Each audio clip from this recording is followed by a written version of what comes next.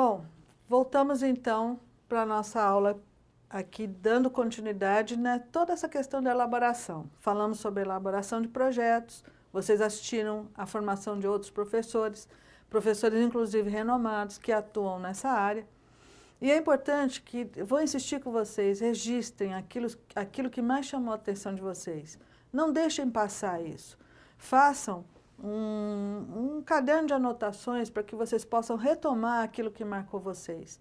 Embora todas essas aulas estejam gravadas e estejam à disposição de vocês no ambiente virtual, é bom que vocês comecem a trazer conteúdos que vocês podem desenvolver. Até porque agora a gente vai entrar na segunda parte, que é a própria elaboração do trabalho de conclusão de curso. Existe uma orientação de que vocês desenvolvam projetos. Agora, nesse momento, é importante que vocês tenham consciência da atuação de vocês daqui para frente. Essa capacitação, claro, eu me lembro da minha aula presencial que alguém perguntou assim para mim, qual é a ferramenta que vocês vão nos dar para atuar nessa área de enfrentamento à violência? A principal ferramenta que a gente está fornecendo para vocês é a informação. Todo o resto, a consequência de tudo isso é a maneira como vocês vão multiplicar essa informação e a maneira como vocês vão se utilizar dessa informação. E é nesse momento do trabalho de conclusão de curso que a gente precisa ter em mente o seguinte, o que é esse trabalho de conclusão de curso? Existe um filósofo chamado Umberto Eco, que ele é italiano, e ele diz o seguinte, que eu acho que é fantástico a maneira como ele divide isso. O trabalho de conclusão de curso, que é em todos os níveis de qualquer instância do ensino, né, até a graduação, é uma maneira de você provar para os professores que você conseguiu apreender tudo aquilo que foi ensinado, dentro daquele recorte que você se propôs a discutir. A gente vai falar um pouco sobre isso. O mestrado nada mais é que você vai demonstrar para o professor que você não só aprendeu o que foi ensinado, como você consegue dialogar com autores diferentes. E no doutorado, você vai... Isso são palavras do Umberto Eco, hein?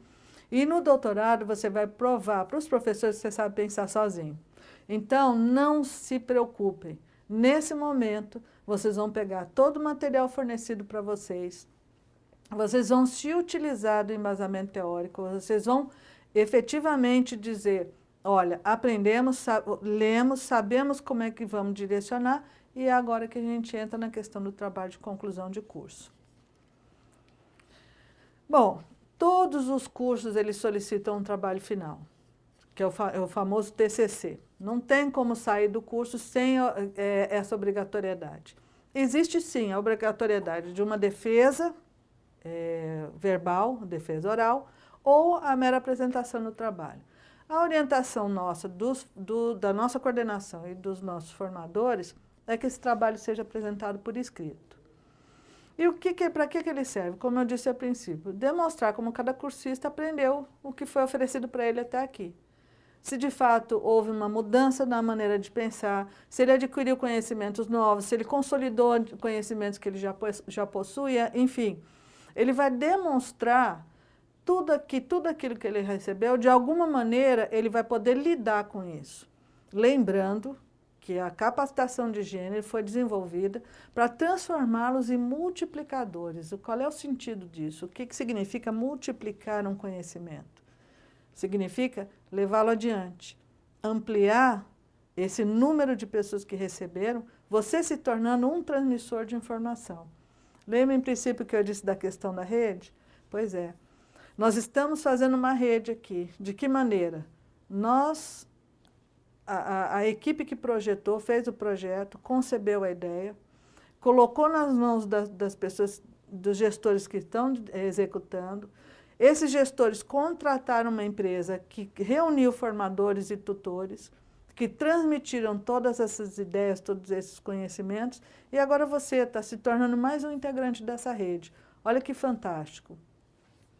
Quando a gente fala em rede, a gente está falando de pessoas que atuam não necessariamente da mesma forma e não necessariamente no mesmo lugar, mas que a gente sabe que a partir de agora nós temos você, que é o nosso contato, eu como formadora, o nosso coordenador, a empresa, a Secretaria de Políticas para as Mulheres, enfim, Nós hoje formamos uma rede. Para quê? Para o enfrentamento à violência. Isso, além de ser muito rico, nos coloca uma responsabilidade. Qual é a nossa responsabilidade hoje? É de transmitir essas informações que a gente recebeu. Porque se elas ficarem só com a gente, se elas permanecerem fechadas conosco, de que adianta todo esse trabalho? Até porque a gente sabe que uma das principais maneiras de enfrentar esse desafio, de enfrentar a violência, de realmente contribuir para que ela reduza, é a informação, é a denúncia, é a informação, é transmitir às pessoas para que elas tenham conhecimento, como agora, um dado muito atual que eu estou trazendo para vocês, essa discussão da prova do Enem sobre a redação. Algumas pessoas se posicionaram contra, disseram que a bancada do Enem é marxista e se colocaram numa situação até de crítica com relação ao tema. Mas a gente não pode se enganar. O Brasil apresenta dados terríveis sobre feminicídio. Estamos em 8º lugar na frente de alguns países africanos, que para nós é um dado preocupante e profundamente complicado de lidar.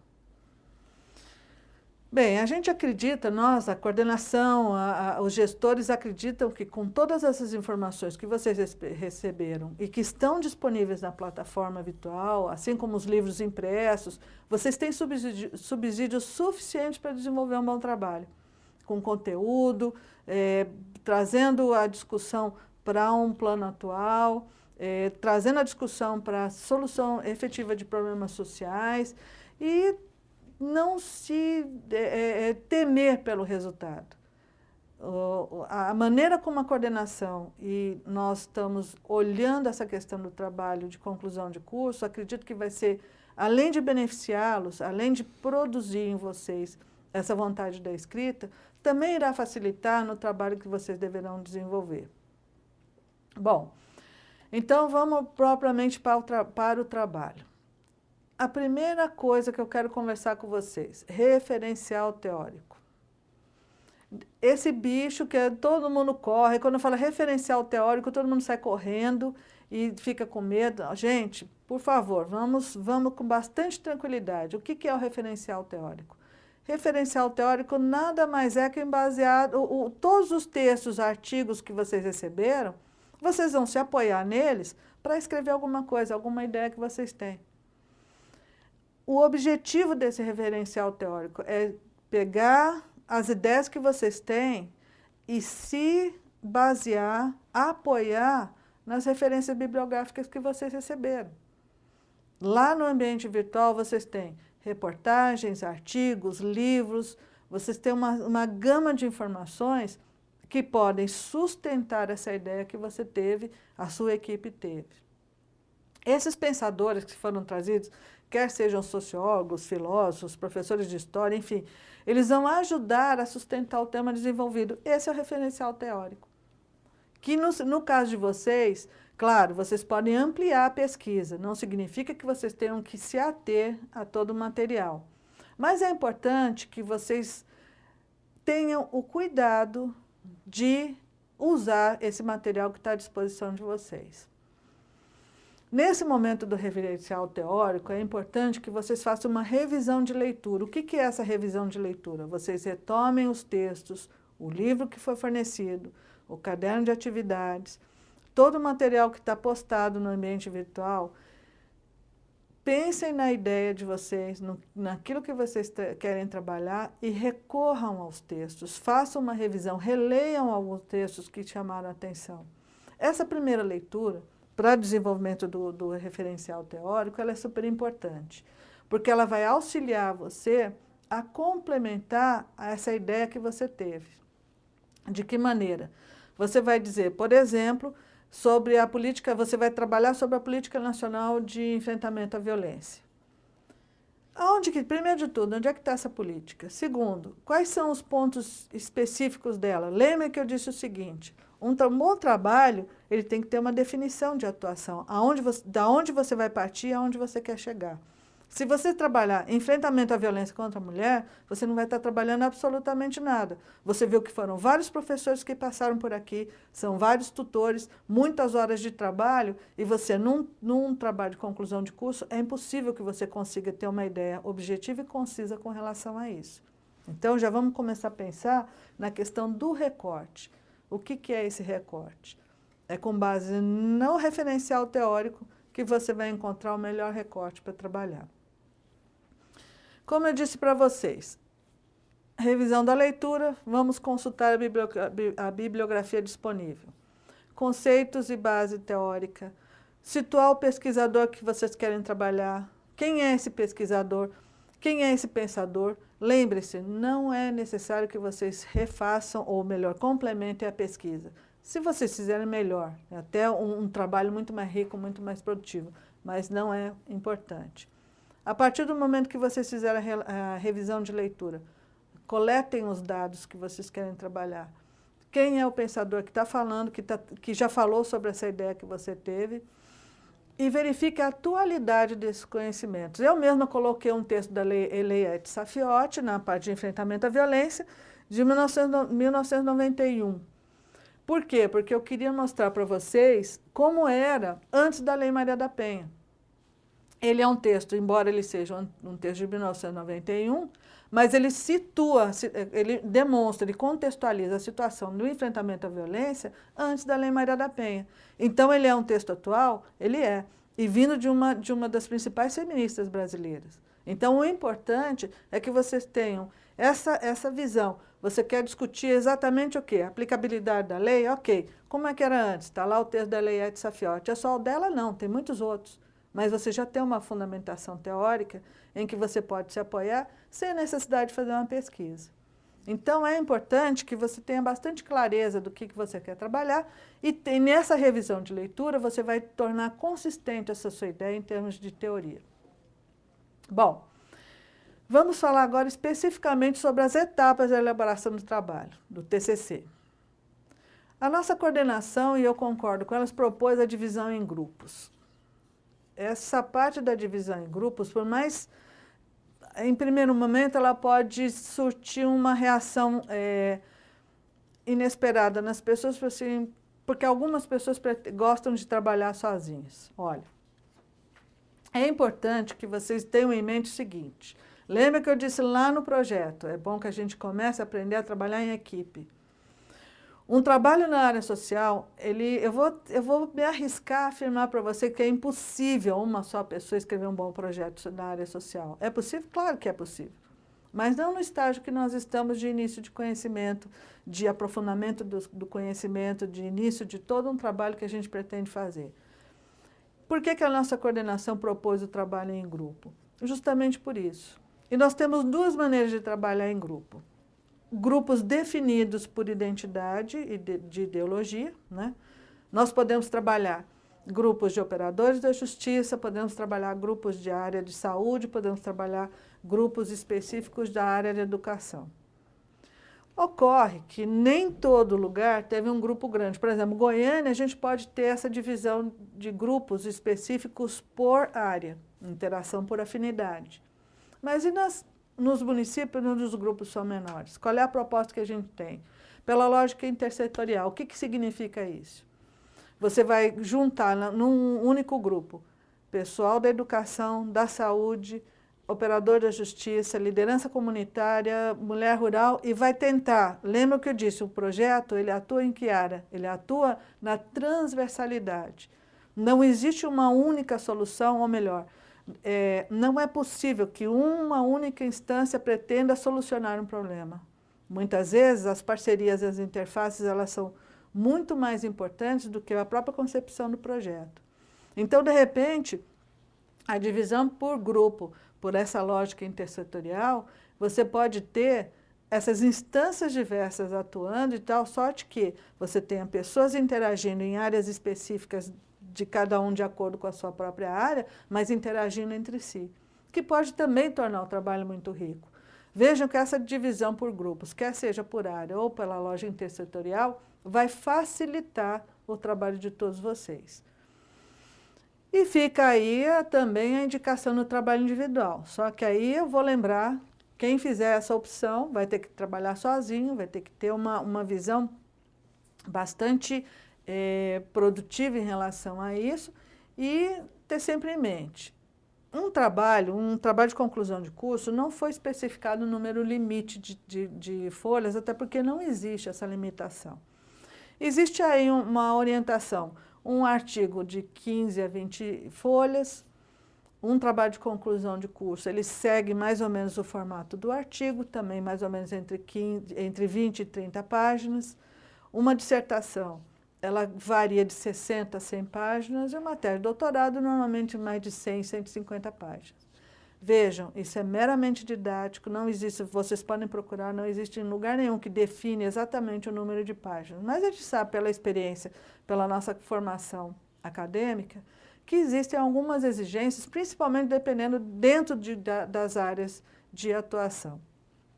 Por exemplo, é esperado que alguém no curso de humanas tenha uma escrita maior, uma produção maior na área de elaboração de texto, na área de apresentação de projetos, do que alguém numa área de exatas. Mas isso não, em termos de número de páginas, gente, eu não estou falando de produção de ideias, não. Estou falando, lembre-se que eu estou falando em número de páginas. Isso não significa que alguém da área de exatas possa apresentar um trabalho longo, com muita pesquisa, com muita tabela, e alguém da área de humanas tem um trabalho mais enxuto, que tenha assim, uma definição de ideia mais clara e seja mais conciso. Mas o importante é que a gente saiba o seguinte, quanto melhor explicado, quanto melhor organizado o trabalho, quanto melhor planejado esse trabalho, maior a possibilidade da gente ter um trabalho efetivamente estruturado e dentro de 15, 20 linhas.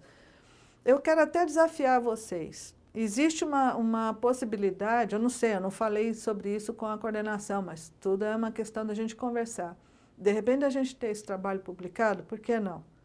E se vocês conseguirem produzir artigos, ou melhor, trabalhos, de 15 a 20 páginas, nós poderemos apresentar um trabalho final muito rico, que pode ser utilizado inclusive para outros cursos, e um trabalho que vai ter ali o seu nome, a sua equipe, o seu município, a sua área de atuação, e enfim, uma grande ideia.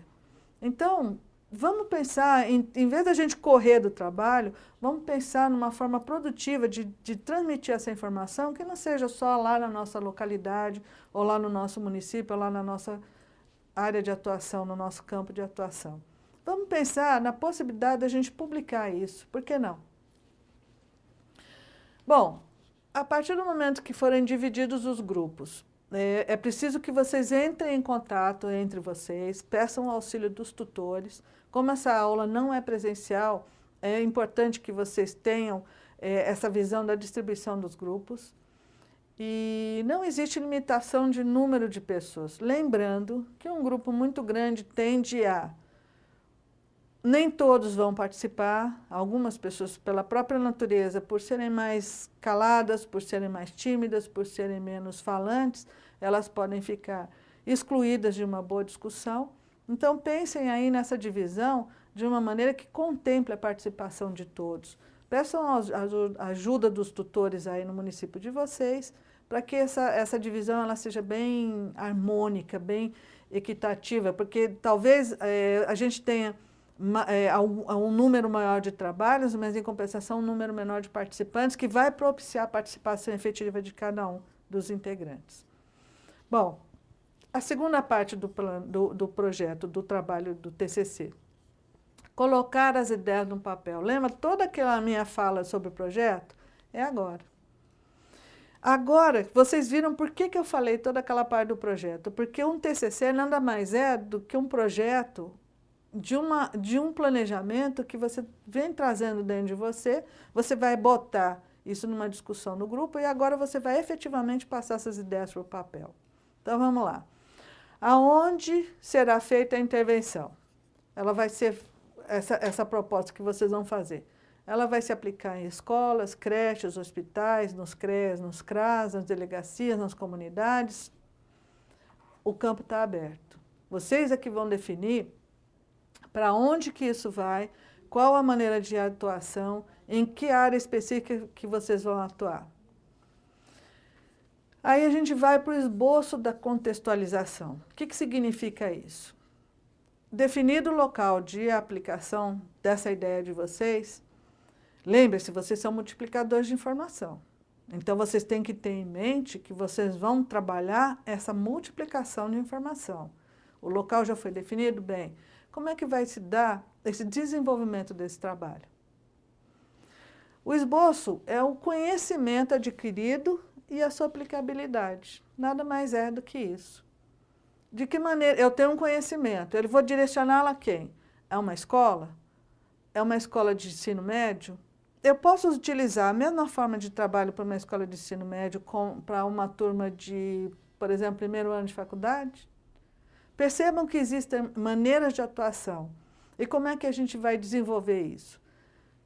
Direcionando cada ação para aquele público específico. Então, lembra que eu dei o exemplo da escola, mas eu vou trabalhar no hospital. Eu vou falar com pessoas que trabalham atendendo vítimas de violência. Esse trabalho no hospital é o mesmo que vai ser direcionado para as delegacias? Vejam que existem diferenciações de abordagem. E eu acho que aí é que está no esboço da contextualização. De que maneira você vai pegar esse conhecimento e você vai transmiti-lo para o segmento que você escolheu. Nessa área também, nesse momento também de colocar as ideias no papel, você vai ver a necessidade e o teor do projeto. Lembra-se da justificativa? Você vai justificar a aplicação desse conhecimento adquirido. Por que você escolheu, vamos dizer, você escolheu a escola de ensino médio? Por que você escolheu aquilo? Por que você escolheu a escola? Qual é o interesse que você tem? Aonde você vê um público-alvo dentro da escola que pode, para quem você possa transmitir essa informação e que possa auxiliar você na multiplicação do conhecimento. E o que é importante, como eu disse em princípio, o conteúdo que se pretende apresentar. Lembre-se, o conteúdo para uma escola é diferente para um hospital, que é diferente para uma delegacia, que é diferente para a comunidade. Então, você vai ter que ter essa clareza na hora de colocar as ideias no papel, para você ter coerência. Lembra que eu disse para você, na execução do projeto, a coerência do trabalho, o segmento do trabalho, a quem ele se destina, qual é o conteúdo que vai ser trabalhado e de que maneira ele vai ser trabalhado. Bom, nessa hora, eu acho importante passar para vocês algumas dicas. O que é importante agora nessa parte? Normalmente as dicas elas são passadas de que alguém já tem experiência. Vocês viram nos vídeos apresentados e vocês vão ver nos vídeos na sequência dessa exposição que a gente sempre tem alguma coisa para passar de informação. A gente sempre tem aquele algo a mais que a gente pode passar que não está escrito no papel ou que pode passar desapercebido no papel. Vamos pegar aqui o exemplo das experiências que vocês tiveram na aula presencial. Cada um de vocês viu a atuação do professor na aula gravada e o tutor presencial. Muitas vezes vocês acredito que vocês devem ter percebido bem a diferença de atuação. Eu estou aqui conversando com vocês, mas eu estou conversando direcionada para a câmera. E o tutor está aí com vocês. A interação é totalmente diferente. Então, percebam a nuance da transmissão da informação. Uma coisa, eu conversar com você a partir de um instrumento, mediado por um instrumento, eu estou sendo gravada. E a diferença de ter o tutor presencial lá, seja o tutor, seja o formador, de estar ali no momento da discussão, discutindo francamente com você. Percebam que há toda uma diferença quando a gente passa essa questão das dicas, né? Porque existe toda essa questão da interação, o convencimento, a troca. Então, procure um grupo pelo qual você tem afinidade. Não é uma questão de amizade, não é uma questão de simpatia, mas uma questão de empatia. Se você tem dificuldade com uma pessoa, dificilmente você vai colaborar com ela. Isso não significa que você está errado ou a outra pessoa está errada, não é um momento disso. Mas dentro de uma equipe, é bom que as pessoas favoreçam o trabalho umas às outras. Lembra que eu disse a princípio a questão dos talentos? Eu preciso do seu talento. Num trabalho em equipe, eu preciso do seu talento. Eu preciso que você tenha a tranquilidade para se expressar e dizer para mim o que você está sentindo, a maneira como você pensa, inclusive na hora de discordar. Porque não significa que o grupo vai fechar em torno de uma ideia, mas não significa que no decurso da elaboração desse trabalho, a gente muda de ideia ou alguma pessoa apresente algum fato novo que alguém não tinha pensado. Então, o mais importante, por que a afinidade? Porque a gente vai estar sempre disponível a ouvir o outro. Se a gente já entra num grupo em que não existem afinidades, pode acontecer de provocar resistência. E é justamente essa pessoa por quem a gente tem menos afinidade vai resistir ou a gente resiste à ideia dela. Então, essa questão dessa dica com relação à afinidade eu acho muito importante. Lembrando sempre que não tem nada a ver com antipatia e simpatia, e sim empatia. Segundo ponto. Eu sei que dentre vocês existem muitas pessoas que têm dificuldade na escrita, assim como tem dificuldade de falar, assim como tem dificuldade de se apresentar, enfim, cada um de nós tem um talento porque vamos dizer, ele se apresenta naturalmente. Algumas pessoas têm maior facilidade de organizar a fala, algumas pessoas têm maior capacidade de organizar o material a ser apresentado, outras têm a maneira mais fácil de transmitir uma ideia no papel, ótimo. É para isso que temos talentos. Todos poderão e deverão contribuir com o trabalho. Lembra que eu disse, em princípio, um número harmônico de participantes, de tal sorte que todos possam participar e, principalmente, cada um contribuindo naquilo que pode. Se você já sabe que se você tem dificuldade de falar, você não vai fazer uma apresentação oral. Você tem uma dificuldade de escrita, coloque as suas ideias para uma pessoa que tem a facilidade de escrita e veja se o que ela escreveu é o que você está pensando. É assim que a gente constrói um trabalho em equipe. É importante que vocês tenham isso em mente. A divisão do trabalho por talentos é muito rica, é muito importante, porque a gente vai, primeiro de tudo, a gente vai aprendendo a trabalhar em equipe. Segundo, a própria equipe vai um contribuindo com o outro e surgindo ideias e fazendo, e cada um naquilo que sabe fazer melhor. Então, não restringe a participação do outro se ele é muito calado, se ele fala muito. Às vezes, essa pessoa que fala muito pode ser o entrevistador, não sei como é que vai ser o projeto de vocês, mas pode ser o entrevistador que vai lá expor a cara, ou pode ser aquela pessoa caladinha que vai fazer os desenhos, vai fazer a filmagem, enfim. A maneira como vocês vão definir vai depender da atuação e da natureza de cada um. A terceira dica, detalhe o projeto ao máximo. Aonde vocês vão atuar, as pessoas que vão atuar junto com vocês, aonde elas trabalham, essas pessoas que vocês vão entrar em contato, elas trabalham aonde, como é que esse projeto vai ser executado. Não importa que seja repetitivo. Lembrem que vocês estão iniciando a elaboração de um trabalho, a elaboração do projeto. Vocês vão ter apoio dos tutores e dos professores, dos formadores. Todos nós vamos estar voltados nesse momento para a orientação de vocês. Dúvidas vão ser levadas para o ambiente virtual. Não tenham receio de fazer perguntas, de dizer que não está se sentindo muito bem, que não sabe exatamente se é essa a ideia, porque o professor orientador, o tutor orientador, ele vai ajudar você, auxiliar vocês a colocar o projeto no caminho certo. E principalmente desse detalhamento de projeto. Como é que vocês pretendem fazer? Como é que vocês pretendem realizar esse projeto? É por meio de palestras, é por utilização de rodas de conversa, grupos de apoio, de conscientização, parcerias, enfim. Existe uma série enorme de maneiras que você pode interagir com as pessoas. Lembrando, uma palestra, você precisa ter um bom domínio da fala, você precisa ter um bom domínio do recurso, quer seja audiovisual, quer seja do vídeo, vocês viram isso durante o curso todo, formadores que têm essa capacidade. Se forem grupos de apoio, é bom que vocês tenham a noção da maneira como as pessoas vão interagir, a participação, lembrando que rodas de conversa, grupos de apoio e conscientização, muitas vezes as pessoas, até porque a gente está lidando com o tema da violência, lidando com questões que são complicadas, sexualidade, lembrar sempre que nem todo mundo está disposto a falar sobre isso, enfim. E lembrando sempre das parcerias. Nos municípios, nas regiões de vocês, existem parceiros que vocês podem contar e que podem auxiliar vocês no desenvolvimento do trabalho.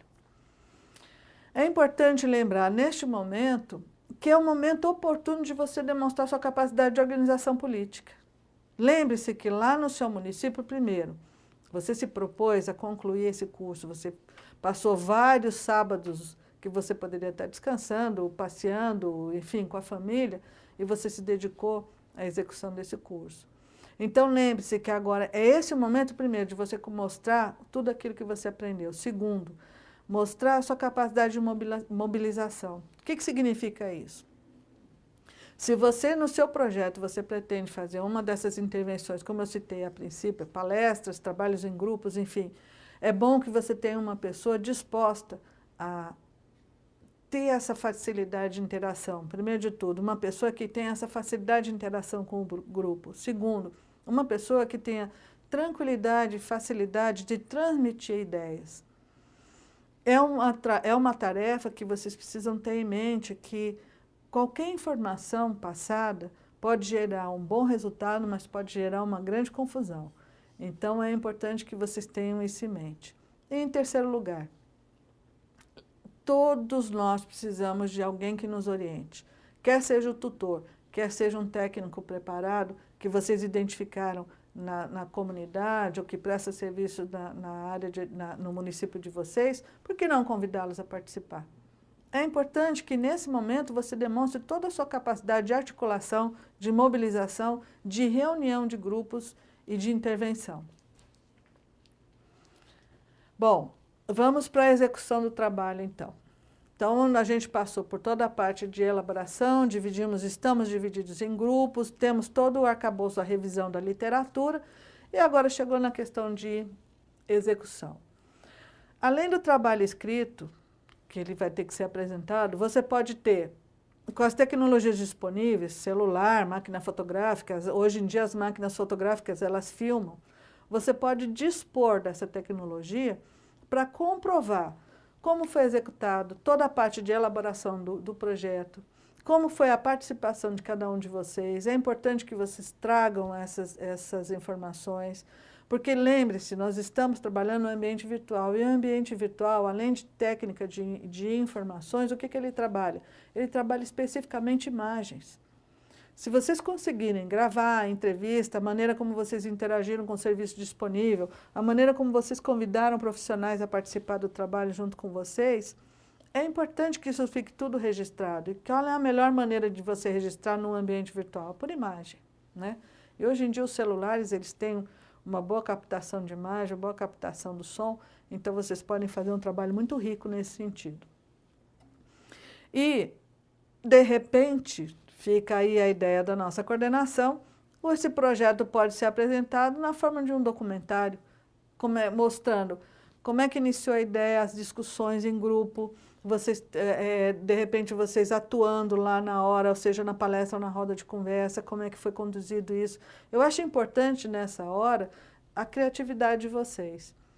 Imaginem se eu fosse, nessa área da metodologia, falar com vocês só sobre a questão técnica, só sobre as normas da Associação Brasileira de Normas Técnicas. Eu poderia transformar esse trabalho numa coisa que vocês sequer iam prestar atenção. Então, é importante que também fique essa disponibilidade de vocês de tornar essa transmissão de informação uma maneira gostosa, prazerosa e, lembrando, e leve. Nós estamos atuando numa área que é complicada a gente falar sobre violência. Então, quanto maior leveza você colocar, e essa leveza está dentro da gente, essa leveza é a gente que produz no nosso trabalho. A melhor maneira de você conseguir transmitir essa informação é a maneira que você vai encontrar e talvez cativar e transformar essas pessoas para quem você está direcionando o seu projeto a seguir o caminho junto com você. Chegamos ao relatório final. O relatório final, ele vai ser escrito, vai trazer toda a tecnologia aprovada e tudo aquilo que foi executado, como que foi o desenvolvimento desse trabalho, como que foi a elaboração, como é que foi a troca de informações entre a equipe.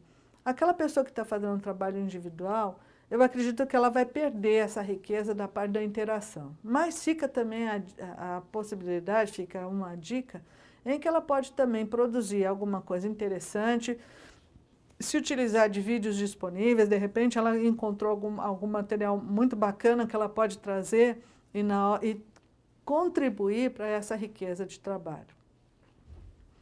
O relatório final, ele vai trazer a descrição dos problemas encontrados, né? Se houve falas discriminatórias, existência, se vocês encontraram opiniões baseadas em preconceitos, em ideias preconcebidas, como é que foi a receptividade das pessoas quando vocês entraram especificamente nos temas que vocês vão abordar, e as formas que vocês se utilizaram para solucionar esses problemas. O relatório final, além de contar todo como foi executado, da maneira como vocês construíram esse trabalho, lembram que eu falei da questão do impacto? Como é que as pessoas receberam isso? Vocês conseguiram trazer essas pessoas para o lado do enfrentamento à violência ou elas saíram mantendo a ideia pré-concebida que elas tinham? É importante nesse momento, no relatório final, que vocês tenham a visão abrangente do que efetivamente aconteceu. Para quê? Para que a gente possa atuar efetivamente nos grupos sociais e saber, esse é o projeto piloto de vocês, é o laboratório de vocês. E é importante que vocês tenham a tranquilidade de apresentar isso. Bom, é preciso agora, eu tenho que falar com vocês de uma questão técnica, né? No relatório final, vocês vão ter que anexar as folhas de frequência de participação dos componentes do grupo. E lembre-se, a folha de frequência é semelhante a essa que vocês assinaram. Tem que ter o nome da pessoa, CPF, a assinatura dela, forma de contato, por quê? Lembre-se, nós da empresa e nós da gestão pública temos que prestar contas disso. Um relatório final não é meramente um relatório escrito. O que compõe o relatório final também é a maneira como esse trabalho foi executado e os participantes efetivamente participaram. É importante que os grupos fiquem muito atentos a isso, porque um bom trabalho de conclusão de curso pode se perder por conta dessa comprovação. Então, é importante que vocês tragam isso.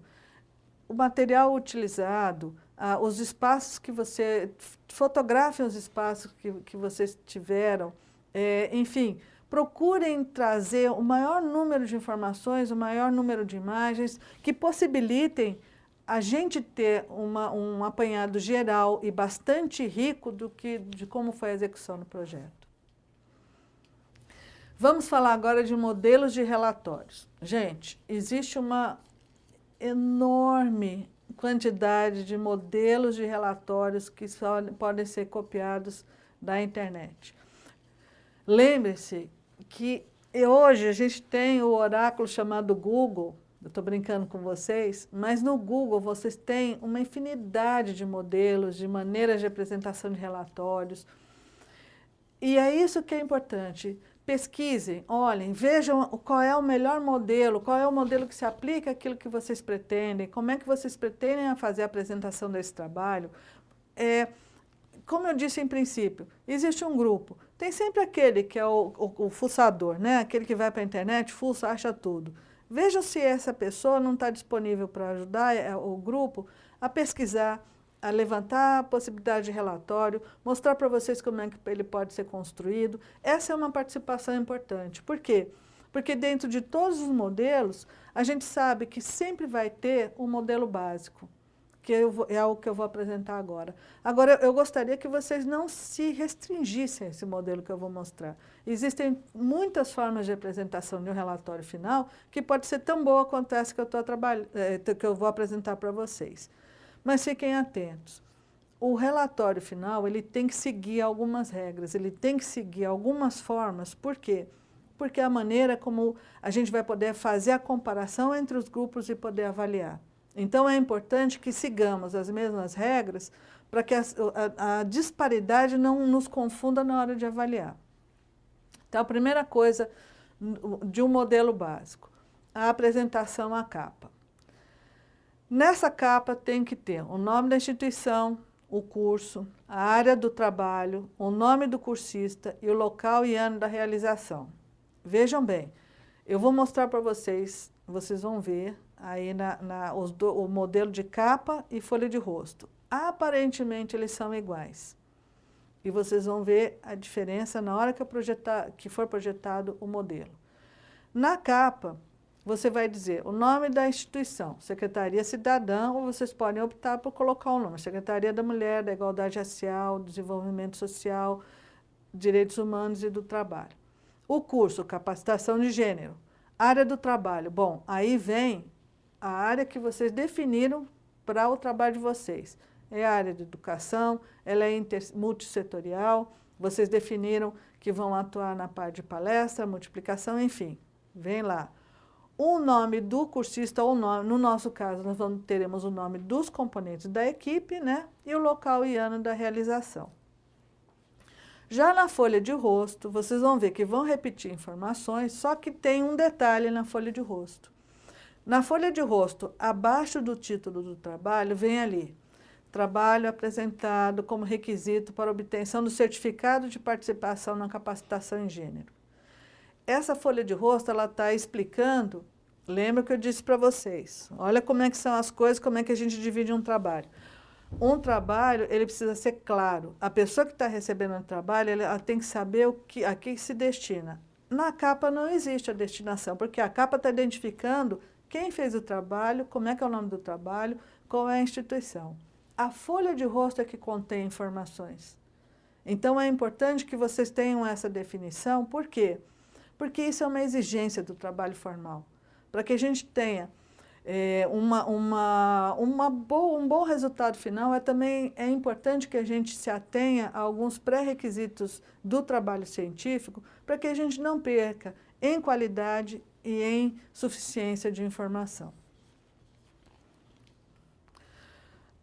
Vocês vão ter acesso e vocês vão ver bem a diferenciação dos modelos e vocês vão ver que, aparentemente, vou repetir, aparentemente, é uma cópia uma da outra, mas vocês vão ver que o que diferencia é exatamente o trabalho e a que ele se destina.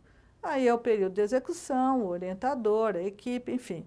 E no final da página você tem lá um trabalho realizado em Goiânia, ano de 2015. Realizado em Posse, 2015, e assim sucessivamente.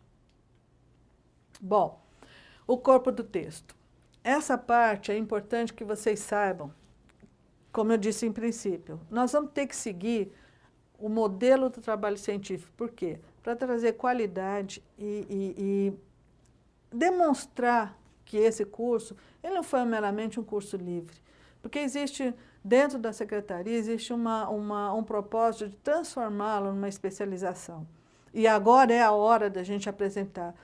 Dependendo da qualidade dos trabalhos, qualidade técnica dos trabalhos que a gente apresentar, pode ser que a gente conquiste isso, né? Então vamos lá, o corpo do texto, a introdução. Lembra-se no projeto da justificativa. A introdução, ela se assemelha de alguma forma à justificativa, porque ela vai trazer o local, o período de execução e os objetivos. Essa introdução, eu vou dar uma dica para vocês que normalmente, quem sabe da dificuldade de escrever uma introdução, a gente já explica desde o princípio. A introdução é a última coisa que vocês vão escrever. Por quê? Porque a introdução vai trazer o passo a passo do desenvolvimento do trabalho. Como é que você vai escrever a introdução no princípio se você ainda não desenvolveu o trabalho? A introdução vai esclarecer ao leitor o que ele vai ler. Então, vamos dizer, vocês lembram que quando eu comecei a aula, eu comecei dizendo para vocês, eu dividi o trabalho em duas partes. Uma eu vou falar sobre o projeto, isso é uma introdução. Eu cumprimentei vocês, eu disse como é que eu iria conduzir a minha aula, eu expliquei como que a gente iria trabalhar, as possibilidades de trabalho, e isso é a introdução. Só que na hora de escrever, ela é um pouco mais complicada. Se você não tiver concluído o trabalho, fatalmente você vai esbarrar na introdução. Então, a introdução eu sugiro para vocês, deixem para fazer ao final do trabalho, quando o trabalho estiver todo desenvolvido. A parte específica do desenvolvimento do trabalho é a descrição das atividades realizadas, a apresentação dos principais pontos abordados, como que ele foi trabalhado, qual o grupo, como é que foi a interação do grupo. Nessa hora é bom que coloque as fotografias, que vocês expliquem como é que foi a ação de cada um de vocês, qual que foi a contribuição de cada um, como é que esse trabalho foi recebido, enfim. No desenvolvimento do trabalho, vocês vão apresentar tudo que vocês realizaram. Vocês podem, inclusive, desenvolver em itens, eu não diria em capítulos, dado um número reduzido de páginas. Mas vocês podem, sim, fazer uma adequação nesse desenvolvimento e fazer uma organização de tal sorte que vocês identifiquem o título daquilo que vocês pretendem. É uma possibilidade. Então, vamos lá. Começa assim, descrição das atividades. Então, vocês vão descrever como é que foi concebida, onde vocês atuaram, quais as horas trabalhadas, onde que vocês trabalharam e tal. Desenvolvimento das etapas. Aí tem lá, como é que foram as etapas. Recepção da população. A população foi distribuída de tal sorte. Enfim, vocês podem trabalhar em tópicos para que vocês não se percam na escrita. E também para trabalhar num corpo extenso, tendo todo como desenvolvimento, lembrando sempre, parágrafos curtos, frases curtas que exprimam uma ideia, cuidado na hora de transmitir uma ideia dentro de uma frase. É uma tendência natural das pessoas que não têm muita prática na escrita, misturar temas em um único parágrafo, enfim. Tenham bastante cuidado nessa hora, na hora do desenvolvimento do texto. E, no final do texto, a gente parte para a conclusão. Nesse momento da conclusão, é importante que a gente tenha dois pensamentos. Primeiro, a conclusão do seu trabalho. De que maneira vocês conduziram o trabalho para que ele concluísse.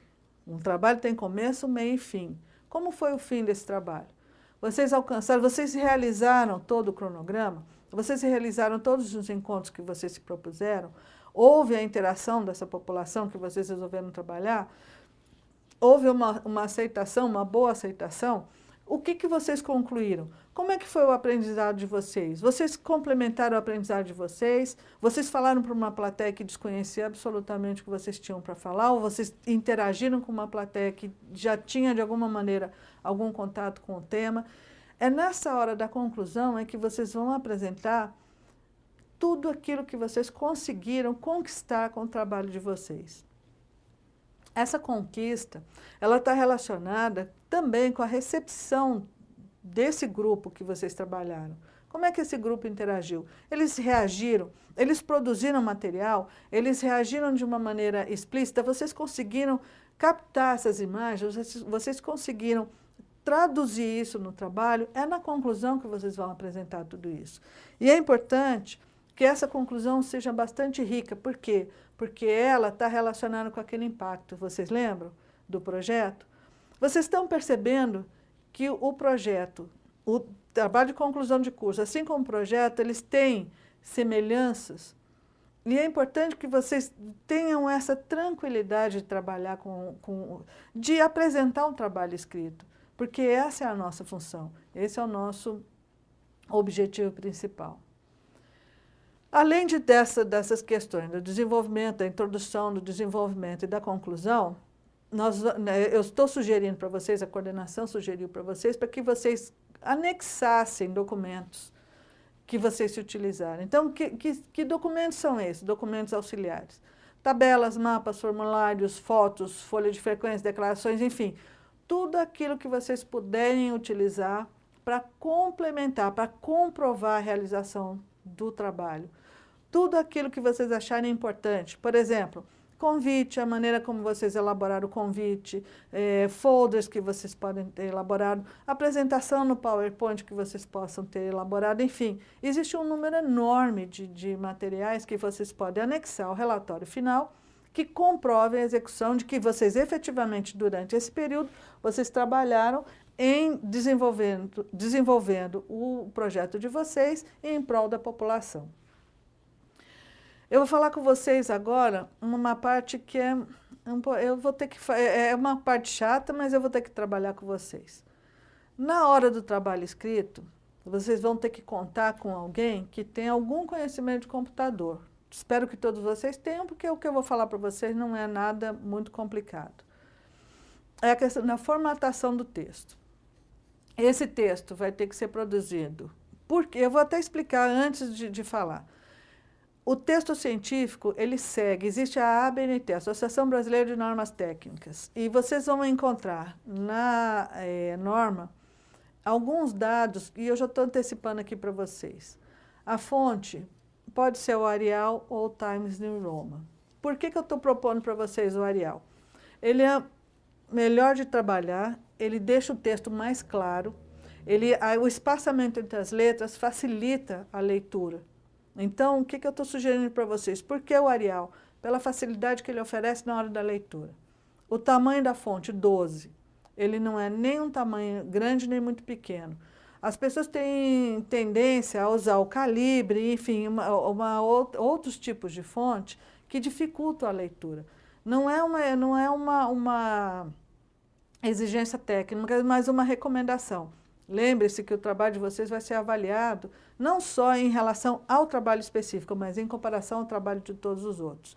E vocês apresentando Arial, tamanho da fonte 12, margem superior esquerda 2,5 centímetros, inferior e direita 2 centímetros e papel A4, vocês estão com o trabalho pronto para ser publicado. Acho que esse é o nosso grande ganho.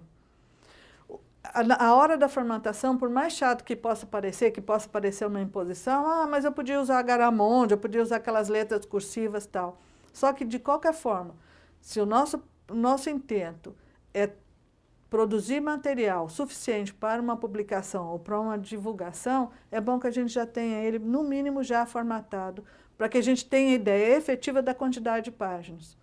Porque digamos que você utilize uma fonte diferente dessa que eu estou propondo e um tamanho diferente. Na hora de compilar, na hora de formatar para que ele seja publicado, fatalmente, ou vai ficar faltando página, ou a gente vai ter que... Você vai ter artigos com... se usar uma fonte pequena, vai ter um número de páginas muito grande e outros que vão ter um número de páginas reduzido. Então, é bom que a gente utilize uma única forma, que aí teremos já um material pronto já para uma possível publicação. Vou conversar um pouquinho com vocês agora sobre a questão da linguagem. A linguagem no trabalho, lembre que a gente está falando da questão do trabalho científico agora, né? Nós não estamos falando de um projeto, mas, de qualquer forma, tanto no projeto quanto no trabalho de conclusão, é preciso que a gente tenha informações sobre como utilizar a linguagem. A linguagem ela tem técnicas específicas, assim como na formatação. Os trabalhos científicos têm exigências que precisam ser atendidas para que a gente possa trabalhar essa questão da apresentação do trabalho. Nós temos a linguagem informativa, ela transmite conhecimento e informações. Temos a linguagem técnica, ela é útil para transferir conhecimento. E as formas da redação final. Essa questão na forma da redação final, você pode se utilizar principalmente de duas maneiras, a dissertação e a descrição. Evitem de usar a narração, a não ser que vocês vão trabalhar com testemunho. Se vocês pretendem trabalhar com testemunho, existe uma maneira eficiente de traduzir isso na parte escrita, que eu vou conversar com vocês. Bom, então vamos lá para a dissertação. A dissertação você vai dissertar com base na linguagem formal. Lembra-se que ela não pode ser coloquial. O que é coloquial? Coloquial é a maneira como eu estou conversando com vocês. Eu não estou exigindo de mim, vejam o que eu disse, eu não estou exigindo de mim. Se eu estivesse escrevendo, eu não estou exigindo de mim, uma formulação do português formal. Por quê? Porque na hora da conversa, que é o que a gente chama da linguagem coloquial, eu me permito até a cometer pequenos erros. Por quê? Porque eu estou muito mais preocupada no conteúdo do que propriamente no que eu estou dizendo. Isso não é permitido na linguagem escrita. A linguagem escrita exige uma formalidade e o cumprimento de regras específicas. Então, no momento da dissertação, você está contando uma história. Você está dissertando algo que você construiu, a maneira como você construiu. Na descrição, você está descrevendo como foi feito. Então, vamos deixar bem claro. Eu vou dissertar sobre o meu trabalho. como eu comecei, para onde eu fui, quais foram as pessoas que participaram, onde elas participaram. Na hora da descrição, eu vou descrever o ambiente. Eu utilizei uma máquina fotográfica, eu tirei fotos, eu estive na praça da cidade, eu distribuí panfletos, eu elaborei panfletos. Percebam bem a diferença. Eu estou descrevendo o que eu fiz. Eu estou contando para vocês a forma e a maneira que eu utilizei para atingir meu objetivo.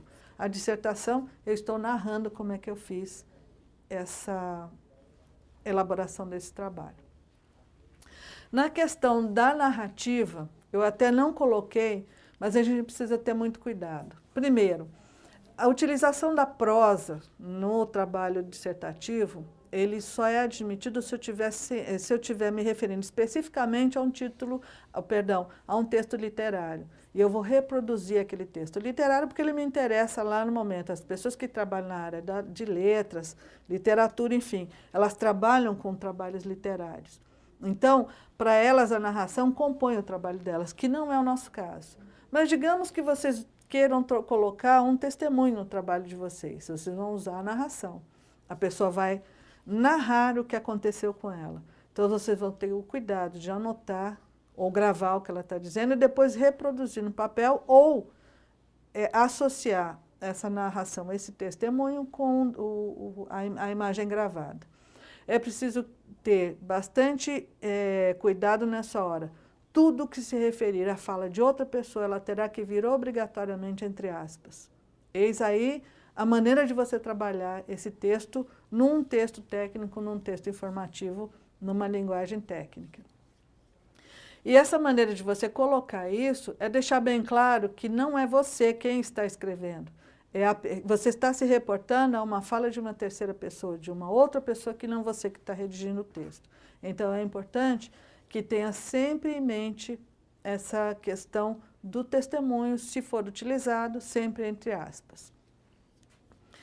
Na questão do vocabulário técnico, hoje vocês são, a partir do momento que vocês receberam todas essas informações, vocês são capazes hoje de, por exemplo, não falar mais em opção sexual. Lembre-se que vocês tiveram todo um aparato de estrutura de informação em que vocês agora sabem que se trata de orientação sexual. Assim como outros nomes, outras maneiras de você se expressar tecnicamente que estão lá nos textos que foram produzidos. Então, eu não posso falar fazer uma observação relacionada à Lei Maria da Penha, dizer aquela lei. Eu estou me referindo a 11.340 de 2006, de 7 de agosto de 2006. É preciso que vocês tenham cuidado, principalmente na hora de falar sobre lei, que existem temas específicos, como, por exemplo, tipificação do crime. Isso é uma linguagem técnica. Quem é operador de direito tem esse conhecimento, mas muitas vezes nós que não somos da área do direito temos dificuldade de falar sobre isso. Então, para isso existem os textos de apoio, lembrando sempre o seguinte, devemos utilizar a linguagem técnica. Por quê? Porque estamos transmitindo informações técnicas que recebemos, afinal fomos capacitados para isso. Com relação à elaboração do texto, que é aquele desenvolvimento, frases simples, utilize-se dentro dessa questão na construção da linguagem. Frases simples, por favor, não pelo fato de estarem transmitindo uma ideia para o papel, procurem usar a sequência. Eu vou falar um pouquinho de gramática. Uma frase tem sujeito, tem o verbo e tem o complemento. Procurem sempre se ater a essa estrutura da frase. Cuidado com voz passiva, cuidado com inversão de complementos na frase, utilização da vírgula. Você sabe que uma vírgula mal colocada pode criar um problema danado no texto. Então, frases simples. O sujeito, o verbo e o complemento. Sempre seguindo uma ordem, sempre procurando colocar com objetividade aquilo que quer informar. Normalmente, um parágrafo produz uma única ideia. Cuidado com isso. Cuidado, existe uma maneira muito fácil de você colocar. Leia o parágrafo, ele está se referindo a uma única ideia. Mudou de ideia, mudou de parágrafo. É uma forma simples de você ter uma boa escrita, uma clareza na escrita, se você conseguir olhar para isso. É claro que existem técnicas de escrita e quem tem facilidade nessa área vai saber solucionar esses problemas. Mas se você não se sente confortável, use isso, essa regra simples. Não tem por que você ter dificuldade. Frases simples, parágrafos com uma única ideia. Períodos curtos. A tendência da gente, uma frase muito longa, quando chega lá no final a gente não lembra o que está falando no princípio, e assim se dá no parágrafo. Cuidado com esse tipo de coisa. Às vezes é preferível interromper a ideia, separar em 2 ou 3 frases, para que isso fique bastante claro para você e principalmente para quem está lendo. Porque o que ocorre, normalmente ocorre, o pensamento está na minha cabeça. Mas será que o leitor vai ter a compreensão do que está na minha cabeça? Como é que é isso? É usando esse tipo de dica que eu estou passando para vocês. A linguagem, ela precisa ser compreendida. E um período muito longo, isso me lembra muitos filósofos que eles fazem aqueles parágrafos enormes, que você tem que voltar à leitura porque você não sabe mais como é que ele começou a ideia. Não façam isso. Até porque isso torna a leitura cansativa. E eu tenho certeza que vocês não querem, de forma nenhuma, cansar o leitor. Vocês querem alcançar o leitor, é diferente. Então, procurem, usando essas técnicas simples, se tornarem claros e o que é principal, alcançar quem está lendo vocês. Outra coisa que é questão que é muito importante, cuidado com a injeção de linguiça, é uma coisa que a gente faz até sem pensar. Fugiu a ideia parou, para de escrever. Não tenta ficar enrolando, colocando complemento, adjetivos, cuidado com sempre, nunca, toda vez, cuidado com isso, porque são expressões que confundem o leitor mais do que contemplam. Cuidado com exageros como magnífico, perfeito, mais que perfeito. Lembre-se que você está falando para você, ou melhor, você está escrevendo para alguém que vai ler. E muitas vezes o excesso de adjetivo pode tornar cansativa a leitura, o excesso de palavra que você não tem exatamente a convivência com ela, vai obrigar o leitor a ir para o dicionário. Então, claro, existe toda uma forma de você escrever, inclusive que você pode se utilizar de palavras menos utilizadas com menor frequência. Mas aí depende de você. Você quer trazer o leitor para o seu lado ou você quer mostrar erudição? E aí, normalmente, eu vou dizer para você, como filósofo, como pessoa que já trabalhou muito com a escrita, a erudição muitas vezes afasta o leitor da gente. Existem filósofos que se tornaram, até hoje são discutidos em teses, em dissertações, porque eles são tão herméticos e tão fechados naquilo que eles pensam, que o pessoal fica discutindo até hoje. 500 anos depois ainda fica discutindo. É isso que você pretende? Trabalhamos com temas polêmicos dentro da área social, com temas que ainda não são de fácil entendimento, de fácil aceitação. Quanto maior a clareza, quanto maior a objetividade, quanto maior a simplicidade daquilo que a gente vai falar, melhor vai ser a aceitação. Estamos trabalhando não só na transmissão de informação, mas de trazer para o nosso lado pessoas que queremos, porque queremos construir um outro caminho, que é o enfrentamento à violência. Bom, essa parte da linguagem é importante que vocês leiam os textos. Peguem, por exemplo, como eu dei o exemplo anteriormente, os textos, pesquisem na internet os textos da Eliette Safiotti. Ela foi uma pessoa, ela já é falecida, ela foi uma professora da USP, e ela tinha uma maneira encantadora de escrever, porque ela conseguia conquistar a gente para aquilo que ela estava falando. E assim, eu estou dando o exemplo dela, mas eu poderia dar exemplo de outros autores. Vejam como os autores trabalham alguns temas. Vejam a clareza e, muitas vezes, a simplicidade da apresentação de uma ideia. Existe uma frase do Boaventura Souza Santos, que todo mundo fala dela, que é aquela frase sobre a participação, os direitos humanos, sobre a igualdade e as desigualdades. Vejam a simplicidade da frase e a grandeza daquele período. Ele falou, em meia dúzia de frases, mais do que muitas pessoas falaram num tratado, numa tese.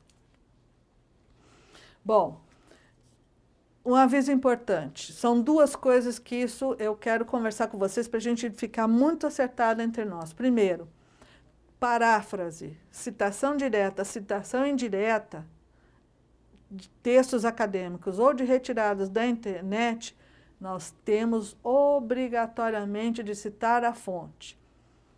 Artigo, revista, jornal, nós temos que citar o autor, dizer quem foi, mesmo que seja uma paráfrase. O que quer dizer uma paráfrase? Eu estou falando, como agora eu fiz, falando do texto do Boaventura, mas eu disse que o texto era dele. É importante sempre isso, porque senão a gente pode incorrer em plágio. Vocês vejam, todos os trabalhos que vocês receberam tem lá uma bibliografia. Na própria estrutura do trabalho no ambiente virtual, vocês têm lá uma bibliografia dos textos apresentados. Ali vocês têm inclusive a formatação de como é a forma aceita pela Associação Brasileira de Normas Técnicas que seja feita a apresentação de uma bibliografia. Gente, no Brasil plágio é crime. Existe uma orientação de que, inclusive, titulação, no caso de descoberta, mesmo que seja posterior à concessão do título, seja de mestrado, doutorado ou pós-doutorado, que seja identificado plágio, o título é retirado do postulante, mesmo que ele já tenha recebido o diploma, para vocês terem uma ideia do significado do plágio. A melhor maneira de você fazer isso, anotou, viu uma boa ideia, anota. Tenha sempre um bloquinho. Na revisão da leitura, você viu uma grande ideia ali. Anota, primeiro, quem é o autor. Segundo, onde é que está? Está num artigo? Está numa revista? Está no jornal? Anota ali, até para você poder reproduzir na hora do seu texto. Página, ano de publicação, se for um livro, data de acesso na internet. Está lá na norma formal da ABNT, eu vou passar para vocês, anexei também no ambiente virtual e sugiro que vocês façam uma leitura. Sim, é importante antes de eu passar a norma da ABNT para vocês. A regulamentação da Associação Brasileira de Normas Técnicas, para você, não existe uma maneira de você baixar gratuitamente o download. Você tem que comprar.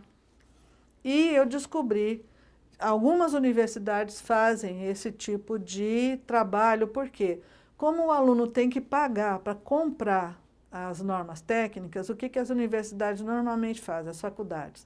Elas elaboram um manual baseado na norma técnica. Eu selecionei para vocês uma muito boa, que é da Universidade Federal de Uberlândia, que está muito boa, está muito próxima da norma técnica. Não é a norma técnica, mas está acessível para vocês terem um apanhado geral de tudo isso que a gente conversou com relação à legislação, à normatização do texto científico. Então, é bom que vocês também, a partir do momento que vocês vão assistir os vídeos, vocês também separem aí 50 minutos, 40 minutos, vai depender da capacidade de leitura de vocês, separem e leiam as normas. Por mais chato, por mais entediante que seja, lembra sempre o que eu disse em princípio, quem detém informação tem poder.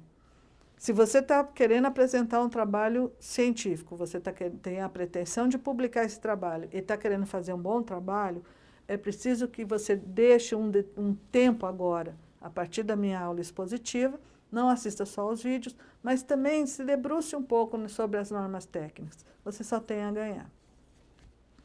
A norma técnica que eu estou me referindo é a NBR 14724 de 2011. Não existe nada mais atualizado. Se vocês quiserem comprar, basta entrar no site da Associação Brasileira de Normas Técnicas, vocês vão ter lá o download para fazer, só que vocês têm que pagar. É um serviço que a própria ABNT já fornece. Vocês vão receber aí um caderno de aproximadamente umas 60 páginas com toda a normativa específica sobre textos. E existem as normas complementares, por isso que eu estou dizendo para vocês, o modelo que eu coloquei na internet é da Universidade Federal de Uberlândia, mas existem outros modelos, a própria PUC de Goiás tem. Eu não vi o da PUC, eles fazem a atualização de acordo com a norma brasileira, mas está aí a dica, vocês podem utilizar tanto o modelo que eu disponibilizei, quanto o modelo que vocês encontrarem. Lembrando sempre o seguinte, a atualização ela é feita de acordo com a necessidade, e esses manuais que são atualizados, lembrem sempre de olhar a data de atualização, que seja pelo menos de 2014 para cá, porque vocês podem estar utilizando material já ultrapassado que não está mais em vigência. Bom, eu acredito que com todas essas orientações, a gente passou para você todas as informações. Eu sei que não é impossível, numa aula expositiva, uma única aula, mesmo que seja de 1 hora, 2 horas, a gente conseguir falar de toda a técnica, de toda a escrita, de toda a capacidade de expressão por intermédio da linguagem. Mas ficam aqui as direções, as principais maneiras de você alcançar isso que a gente pretende, um relatório final. E lembre-se sempre o seguinte, na hora de elaborar um projeto, eu deixei para falar para o final porque existe um porquê nisso, nós temos ações pontuais e políticas públicas. É importante que vocês saibam bem a diferença de ações pontuais e de políticas públicas. Ações pontuais são o que nós vamos fazer agora. São ações que têm começo, meio e fim. Elas ficam restritas a um determinado momento, a um determinado assunto, a um determinado contexto. Embora a gente saiba que a nossa atuação, vamos pegar essa capacitação de gênero. Nós executamos uma etapa do convênio. Ela é uma ação pontual, porque ela se define numa política nacional, ela se define num arcabouço conceitual de toda uma definição de ação social, mas ela tem começo e meio e fim. Ela não vai prolongar no tempo. Ela só vai se prolongar no tempo se vocês atuarem enquanto multiplicadores e a gente conseguir transformar isso, talvez, numa especialização ou num curso de extensão, enfim. É preciso que entendam que tudo isso que nós falamos até agora é uma ação que ela inicia e se conclui num determinado tempo, que é diferente da atuação numa política pública. Uma política pública, ela se aplica hoje como ela se aplica para todas as gerações que se sucederem.